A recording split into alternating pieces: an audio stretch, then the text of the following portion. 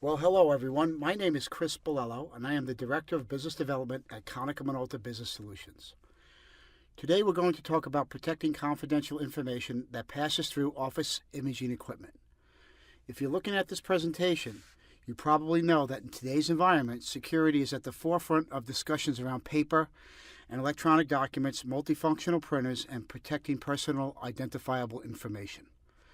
Today, we'll go over how to protect documents that pass through or are at rest on MFP printers or multifunction devices. In today's agenda, first we'll look at compliance. Then recent cybersecurity in the news. We'll explain what is exactly at risk on an MFP. Then we'll talk about how to protect data that might reside inside the MFP. And then we'll talk about Konica Minolta security services. And we'll end up with some frequently asked questions at the end. Well, you may ask, why lock down the MFP? Well, in today's environment, these devices are not just copiers anymore. They are document distribution devices. They're a shared data resource. Obviously, they're in public areas inside a firm or an organization. They can and do contain sensitive, confidential, or private information. These machines can be moved from a secure to a non-secure area, or vice versa. And as always, hackers are looking to extract PII, or personal identifiable information, from every target imaginable. And of course, at the end of lease or at the end of life of these devices, there is a hard drive that has to be dealt with inside MFPs. Recently, the U.S. federal government has enacted several laws that address consumer, corporate, and healthcare information privacy and confidentiality regarding documents. Probably most public in nature is the HIPAA security rule, which pertains to healthcare information. HIPAA is now addressing MFPs, which could contain electronic protected health information, or EPHI. Part of HIPAA, also called HITECH, the Health Information Technology for Economic and Clinical Health Act, and then for education, there is FERPA, which stands for the Family Education Rights and Privacy Act. That law is in effect to protect student and family information. The government has also enacted the Payment Card Industry Data Security Standard, in short, PCI. In fact, MFPs can actually be configured to provide PCI or Payment Card Industry compliance. And then we also have the Federal Information Security Management Act, or FISMA. And to go along with that, there is a Homeland Security Presidential Directive, or HSPD 12. All of these laws and standards can be applied to documents on the network, on a PC, or inside an MFP.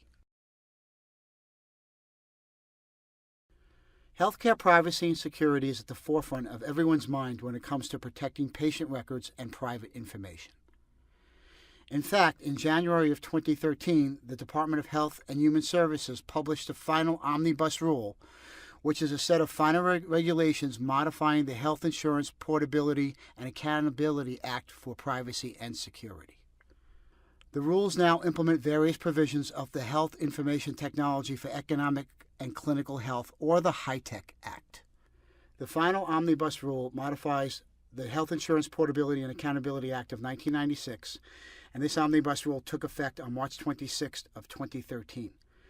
Beginning on that date, HITECH and HIPAA marked that these rules began making business associates, of which Konica Minolta is one, liable for protected health information, or PHI breaches, modifying the criteria which defines what constitutes a data breach and generally strengthening the privacy and security language.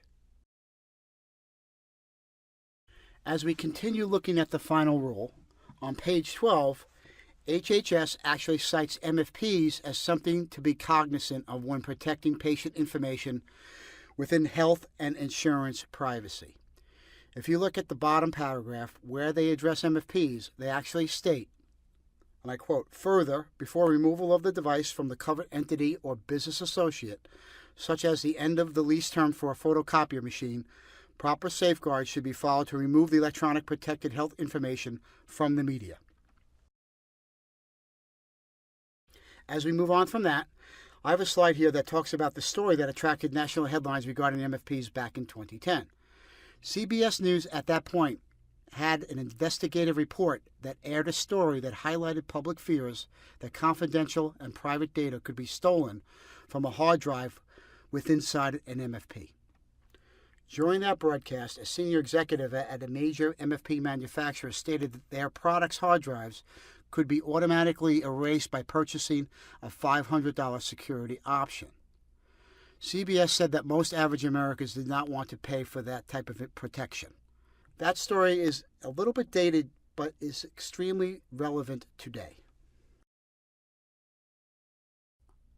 Last year, the Department of Health and Human Services, HHS, settled with a health plan provider for violations of HIPAA that came about due to that investigative report.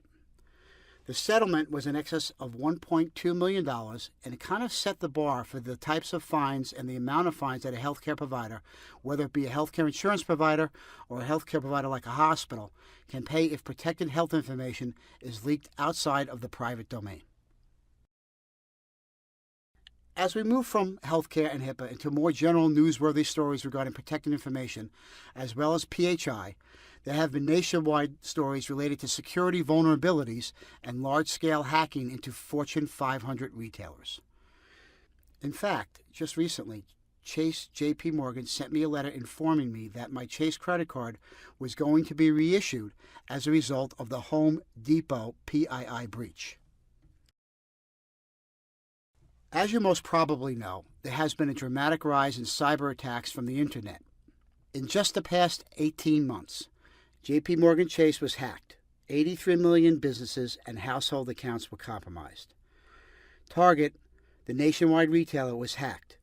40 million payment cards and 70 million users. Home Depot was hacked, with 56 million payment cards at risk.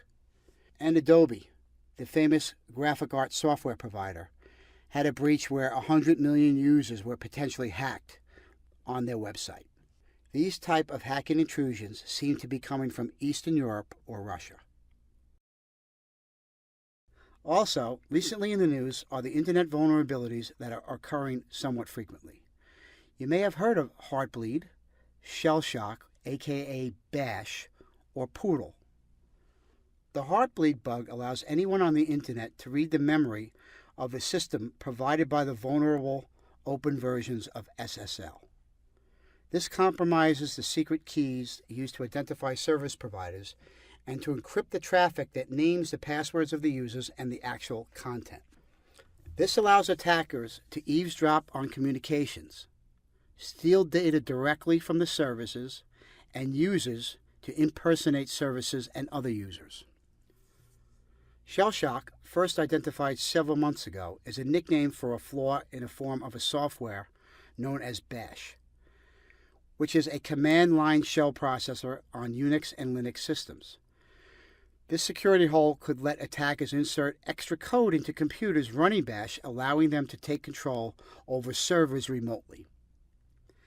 And most recently, Poodle, which affects SSL v3, SSL stands for Secure Sockets Layer, is used to encrypt traffic between a browser and a website, or between a user's email client and a mail server.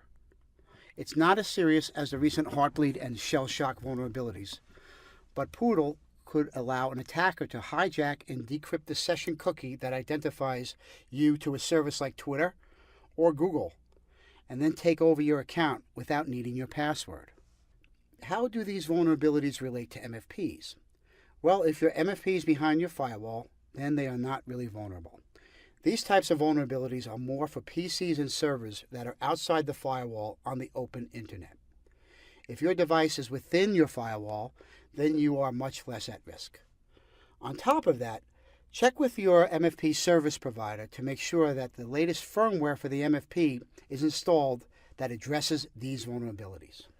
Here at Konica Minolta, we took initial action to address these issues. Most of our machines didn't have these vulnerabilities, and any of those models that exhibited the vulnerabilities, we quickly patched with a firmware update.